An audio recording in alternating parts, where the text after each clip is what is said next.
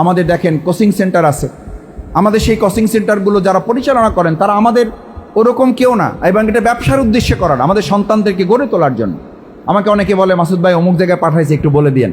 তা আমি বললাম যে ঠিক আছে, কত দিতে পারবে? বলছে ভাই দিতেই যদি পারে তাহলে আর মাসুদ ভাইয়ের কাছে পাঠাইছি, দিতেই যদি পারে। তা আমি খালি জিজ্ঞেস করি কতটুকু দিতে পারবে? বলে যে ভাই দিতে পারলে কি আর আপনার কাছে পাঠাইছি। আমি তখন ওখানে ফোন করি যে ভাই এই মেয়েটাকে ভর্তি করবেন, এটা আমার মেয়ে, এই ছেলেটাকে ভর্তি করবেন।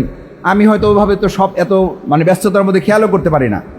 তো বলে যে মাসুদ ভাই লোক হলো বরগুনা আর আপনার মেয়ে হলো কীভাবে, আপনার বাড়ি তো বাউফল, ধরা খাইয়ে যায়। তো ধরা খাইয়ে গেলে তখন বলে যে ভাই আমার যদি আপনি খালি বাউফল হিসাবে মনে করেন তাহলে তো আমার প্রতি ইনসাফ করা হবে না।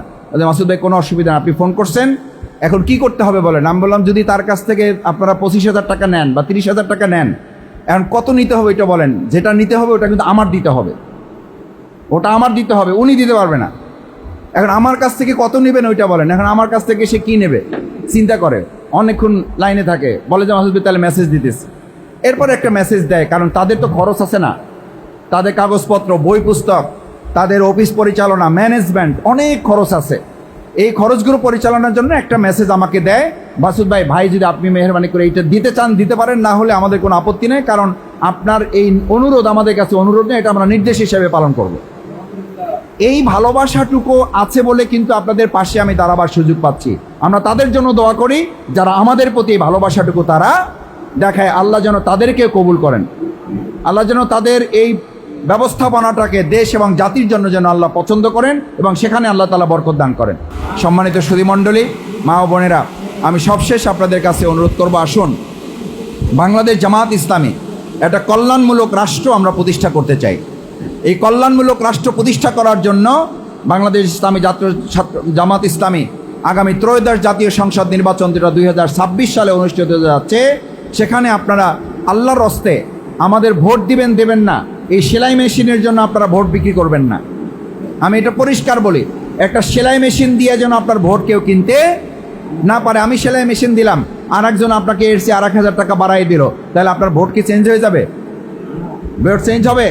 চেঞ্জ হবে না। এবার আমরা সেলাই মেশিন দেখে ভোট দেব না, এবার আমরা টাকায় ভোট দেব না, এবার আমরা ভোট দেব বাউফলের সৎ, দক্ষ এবং যোগ্য লোককে ভোট দেব। যদি সৎ, দক্ষ, যোগ্য লোককে আমরা ভোট দিতে পারি তাহলে আমাদের বাউফলটা পরিবর্তন হবে ইনশাআল্লাহ।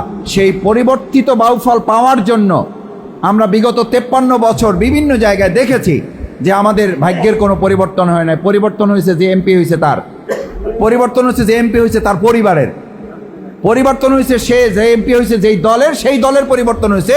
এই বাউফলবাসীর কোনো পরিবর্তন হয় নাই। এবার কি আমরা ব্যক্তি আর দলের পরিবর্তন চাই না বাউফলের পরিবর্তন চাই? তাহলে এবার আমাদের নিজেদের পরিবর্তনের সিদ্ধান্ত নিতে হবে। এবার আমরা মার্কা দেখে ভোট দেব না, এবার আমরা দল দেখে ভোট দেব না, এবার আমরা ভোট দেব ব্যক্তির সততা, দক্ষতা, মার্জিত, ভদ্র, শিক্ষিত, যোগ্যতা, আল্লাহ ভীরু এবং তিনি ন্যায়পরায়ণতার সাথে, আমানতদারিতার সাথে আমাদের এই বাউফলকে পরিচালনা করবেন। এরকম একজন লোক যদি বাউফলে আমরা পাই, আমরা কি ভোট দেবো ইনশাআল্লাহ? এবার শুধু ভোট দিলে হবে না, আমরা কি এলাকায় মানুষের কাছে কাছে, মায়েদের কাছে, বোনদের কাছে এই কথা কি আমরা একটু পৌঁছাইতে পারবো ইনশাআল্লাহ কষ্ট করে? কারণ যুগ জামানা বদলে দিতে চায় না অনেকজন, এক মানুষই আনতে পারে জাতির জাগরণ। আপনি যদি বদলান বাউফল বদলাবে, আপনি যদি বদলানোর সিদ্ধান্ত নেন এই বাউফল বদলাতে বাধ্য হবে। এবার আমরা বাউফলকে বদলাবো ইনশাআল্লাহ।